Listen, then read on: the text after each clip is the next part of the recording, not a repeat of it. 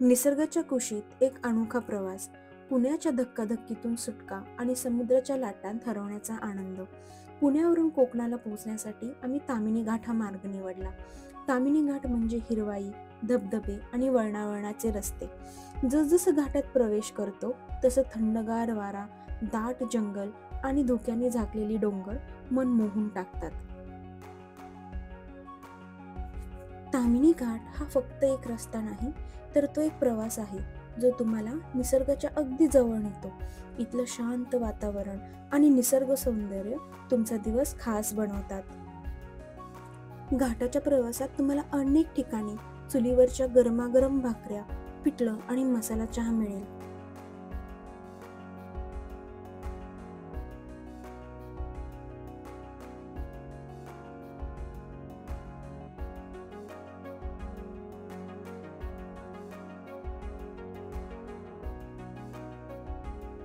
पहाटे लवकर निघाल्यामुळे नाश्त्यासाठी आम्ही बाशू नावाच्या एका रेस्टॉरंटमध्ये थांबलो.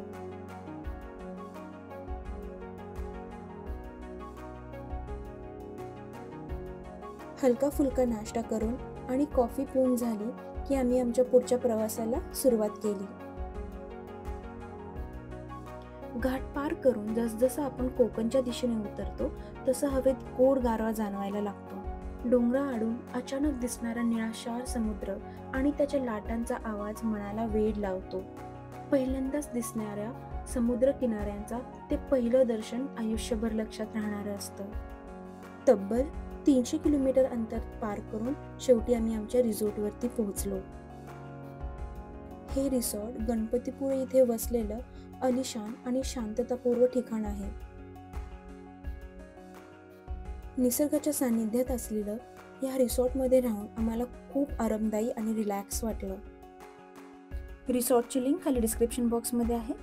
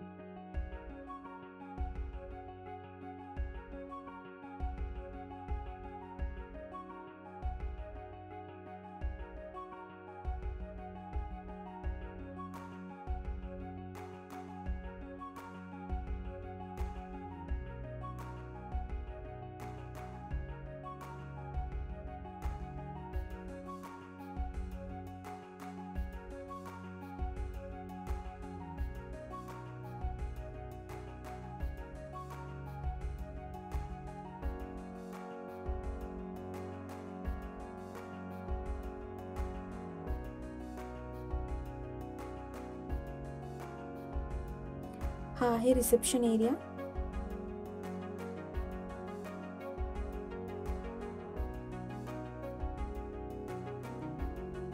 हे आहे मेन एंट्रन्स.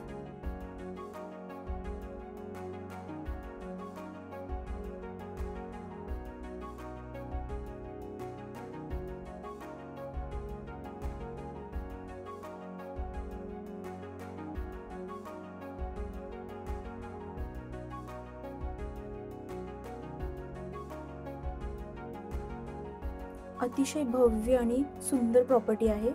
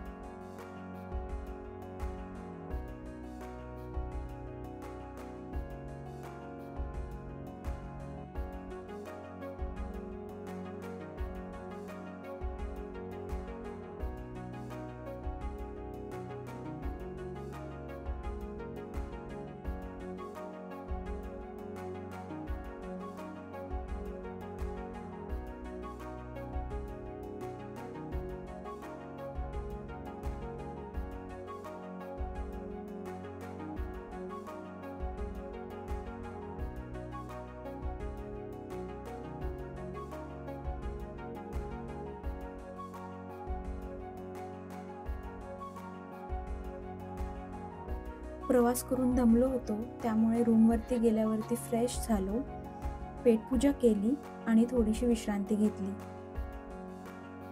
विश्रांती करून झाल्यावर आम्ही निघालो गणपती बाप्पांचं दर्शन घ्यायला. आता कोकण म्हणजे अप्रतिम निसर्ग सौंदर्य, स्वच्छ समुद्रकिनारे आणि टुमदार गाव.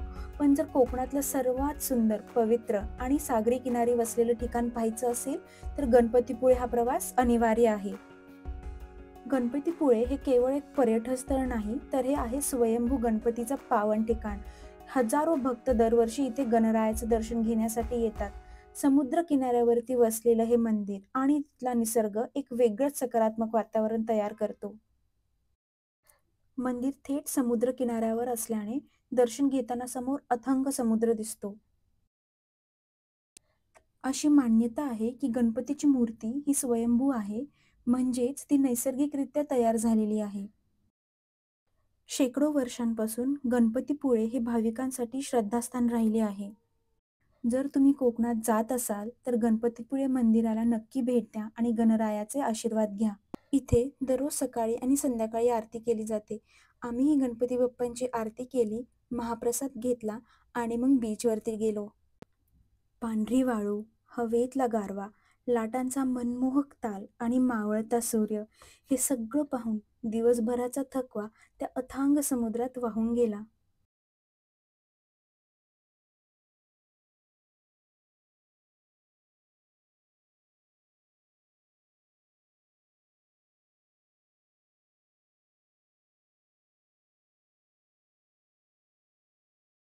गणपतीपुळे फक्त मंदिरासाठी प्रसिद्ध नाही, तर इथे तुम्ही बऱ्याच सहल आणि ॲडव्हेंचर गोष्टींचाही आनंद घेऊ शकता. वॉटर स्पोर्ट्स, बोटिंग अशा बऱ्याच गोष्टी इथे आहेत.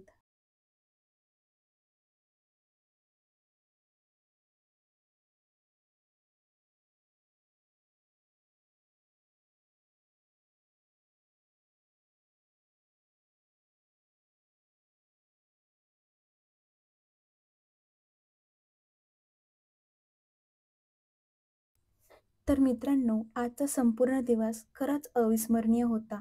पहाटेपासूनचा प्रवास, नंतर गणरायाचं पवित्र दर्शन, जिथे शांतता आणि भक्तिभाव अनुभवला. त्यानंतर समुद्र किनाऱ्यावर मजा-मस्ती आणि गणपतीपुळेच्या निसर्ग सौंदर्याचा आनंद घेतला. आणि शेवटी तो अप्रतिम सूर्यास्त, निळ्या समुद्रावर सोनेरी किरणांचे अद्भुत दृश्य. तुम्हाला हा प्रवास कसा वाटला? तुमचे मत कमेंटमध्ये नक्की सांगा. असेच सुंदर प्रवास आणि व्लॉग्स बघण्यासाठी चॅनलला सबस्क्राईब करा. पुन्हा भेटूया एका नवीन व्हिडिओसह. तोपर्यंत बाय.